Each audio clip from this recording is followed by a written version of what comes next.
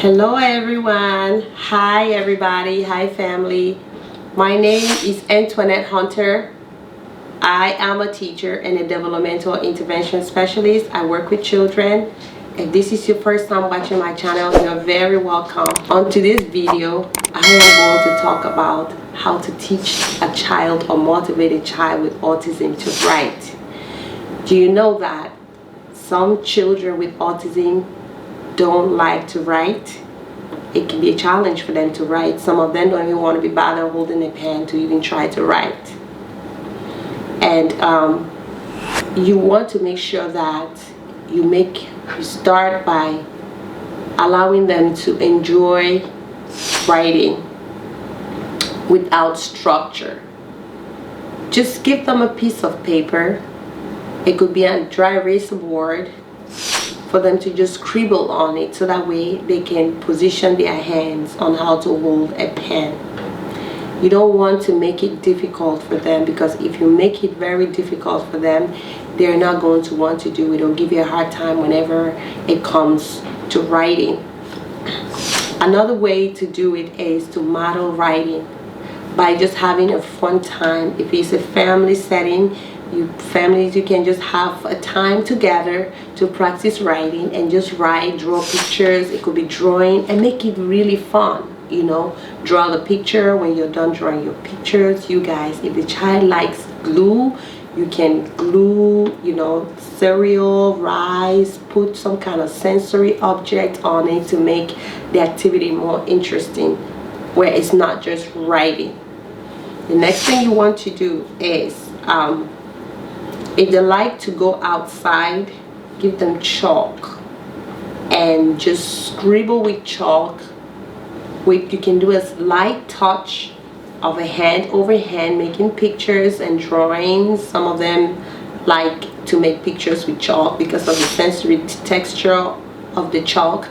You can also wet the chalk, give them water to make it exciting, where they can put the chalk in the water and draw outside on the concrete. Take them to the park where they have the concrete. Take them outside on the side of the road or the driveway. If you don't have you know, a driveway, you can do it on the sidewalk or to the park. Take them to a place that's safe and let them just exploring how to put scribbles on the floor, on the concrete. Okay, that's to boost their interest in writing. The next thing that you might want to do and encourage is to have flour. You know, like the baking flour that you used to bake with. Put some flour in a bin and write on the flour, trace on it, make the letters of their names on it, make circle on it, and play with them. Because with the flour, you know what, you put the flour, you shake it and let them write on it, your turn, my turn, and give them that experience of having fun with something that they like. It could be flour. I call flour because it's white and they can see when they make the letters on it, or if they make any kind of shape, they can see it on the flour. Okay. It's so many ways. Painting is another way that you can get them to enjoy writing, because when they're painting, they're kind of like grasping fine motor skills, and the eye-hand coordination is taking place during all that time. So you can have them paint and do different styles of painting on the easel, and painting when they're sitting down and put the paper on the table where they can actually paint. They can do both with a brush and also finger painting. You can incorporate all of these skills to them by, maybe if they like texture, they might like to do finger paint. Introduce modeling finger paint, so they were going to use our finger. You can have the finger paint where you have oil on the side, paint on the other side. They can dip their hands in the paint, dip it in the oil, and then do it on a paint paper and get a smooth texture on the paper. And they'll see different things that is forming on it. Okay.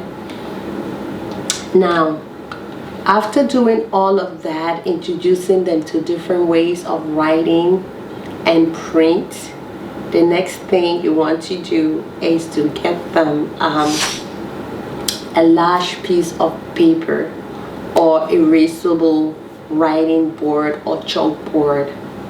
So you want to have that chalkboard or erasable board on an upright surface, such as an easel or a wall. Now you want to put it on it and position your child eye level. Make sure it's positioned to their eye level. Then you want to give your child a colorful marker or crayon and show them how to form it into a drawing on the surface. Okay, you just kind of like, you can actually do it yourself, but you hold your hands overhand, and when they're doing it, you want to praise them as they do it. As you do your finger movement with them, praise them as they do it. They'll be happy to do that. And you can also try rewards. If the child is giving you a very hard time, you can actually try rewards. Rewards can be stickers. If they like stickers, you can give them stickers. I have a spinner that children likes. Sometimes you can use different kinds of spinners. It could be a fidget spinner. It could be a things that spins. Sometimes it could just be telling them to select their favorite activity for the day because they decide to sit down and write. So many different ways you can engage them to sit there and gain that penmanship where they're able to hold the pen and write on the surface.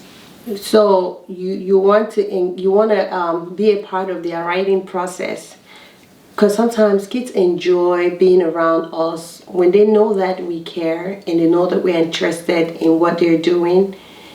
They are more likely to really want to do it because they want you to be happy. They want to continue to get that feel of that feeling of a reward, of feeling as if they're doing something really great, which they are really doing something great. I mean, they're writing. Hello, they're writing. So we want to make them feel that way. So always try to assist them and find all kinds of tools around that you can bring to give them that excitement of writing. There are so many things out there nowadays that kids love with colors. They have different kinds of crayons. They have different kinds of markers. You want to present them with papers. You can give them papers with line where they can trace over a line. You can write their names. They can trace over, and whenever they trace over and you want to praise them, minimize frustration. You don't want them to get frustrated. That's the reason why if you see they are struggling with doing a particular letter or shapes and you see them struggling with it, some of them want to do it perfectly, help them using hand over hand and tell them they're doing a great job. Catch the behavior before it occurred, especially if you know that they're easily stressed, that they get stressed out and frustrated very easily when they can't do something or if they cannot do something. What you need to do is to make sure you're there to help and model the skills that they are trying to attain by giving them that support until they're able to do it on their own. And sometimes they'll let you know based on their hand movement and their gestures that it's okay, they can do it. So do not forget to always make sure you praise them and be there for them. Thank you guys so much for watching. It's not a long video, but I hope this helps.